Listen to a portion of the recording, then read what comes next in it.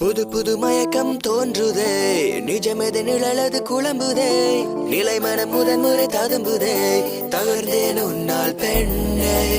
நதி நாணல் போலவே நொடிதனில் ஆணவம் சாயுதே, இதழ் போடும் தூண்டிலில் என் நிலைமையும் இறையென பலியாயாக. ஞானியின் மெல்லிசை பெண்ணாய் இன்று ஆனதே, கார்மலை சாலைகள் என் விழியின் வழியே மலர்ந்தே சூழ, மகரந்த நாளிகை துளி நகர்வுகள் இன்று உறைந்தே போக.